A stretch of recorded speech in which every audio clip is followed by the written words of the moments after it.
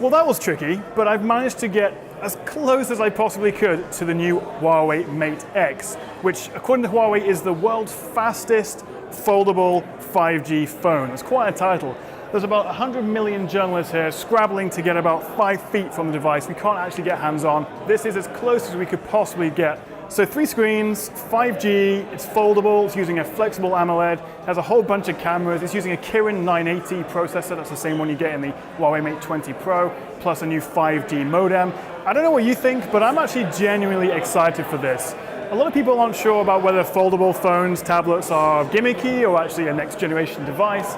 But what we've seen so far from Samsung's Galaxy Fold and this new Mate X, of which personally I think looks a lot nicer, the bezels are much thinner. You have 3 screens in total, a 6.6-inch main daily driver screen that you're going to use for most of the stuff, a smaller 6.3-inch screen, 6.38-inch screen on the back, which when you're taking selfies or taking someone's photo, they can actually see what their finished photo is going to look like, which is great if you're into your photos.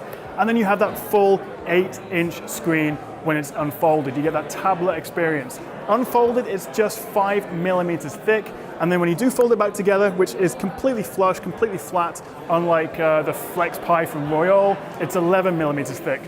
And despite that slim design, Huawei have crammed in a 4,500 mAh battery. Now, they didn't actually give any battery life quotes. I assume there's still lots of optimizations to be done, but the Mate X will come with the world's fastest phone charger, a 55-watt supercharger, which is up from the already very quick 40-watt charger you get on the Mate 20 Pro, and promises to give you 85% of the battery in just 30 minutes. From a design and engineering point of view, I can't wait to get a close look at that hinge mechanism. Huawei are calling it a falcon wing design, and as impressive as it does seem, we'll have to wait and see about the long-term durability. We also get a 2-in-1 fingerprint and power button on the Mate X, as well as a curved grip on the back to make it easier to use one-handed. I think Huawei have been really smart with the design, as they've put the power button, the cameras, and that rear grip all together on one edge, meaning that when you do have it opened up in tablet mode, you get a beautiful edge-to-edge screen with almost no bezels. But my first thought was, aren't those outside screens going to get scratched? But Huawei say they will be offering a Mate X cover case that's designed to protect the screens while still making it easy to unfold. So I'm genuinely really excited about the Mate X, but since it is such a different product, I wanted to get the reactions and first impressions of a few of the other guys here at this event. I see like so many phones every year and they're all kind of the same.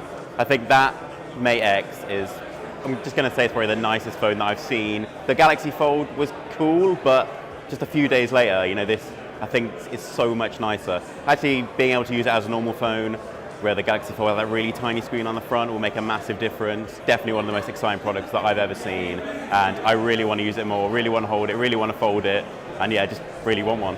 So I think the challenge for any phone manufacturer is really to be able to take that idea that might sound crazy and or gimmicky and make it practical. Do we really need a phone, a device that can switch between a phone and a tablet? But one thing I'm kind of thinking about is, will this ergonomic grip be helpful? Will it be counterintuitive?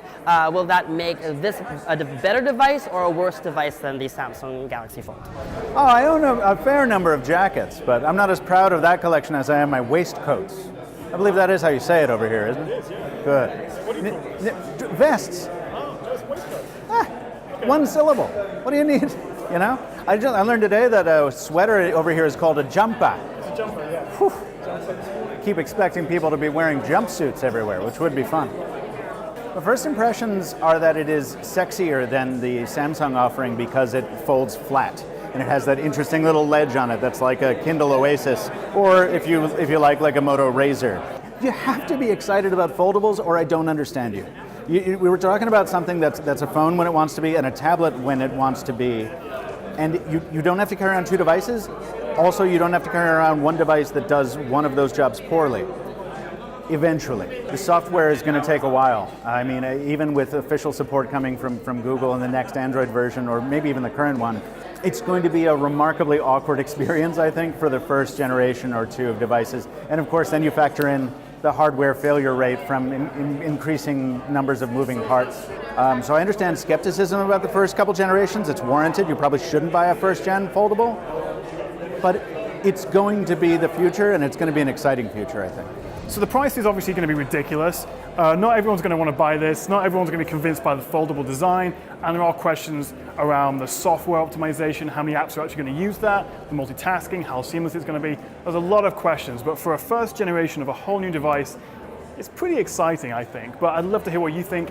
Let me know what you make of the Mate X in the comments below. Hit that like and subscribe button and stay tuned, because as soon as humanly possible, I will get you guys a full review and proper test.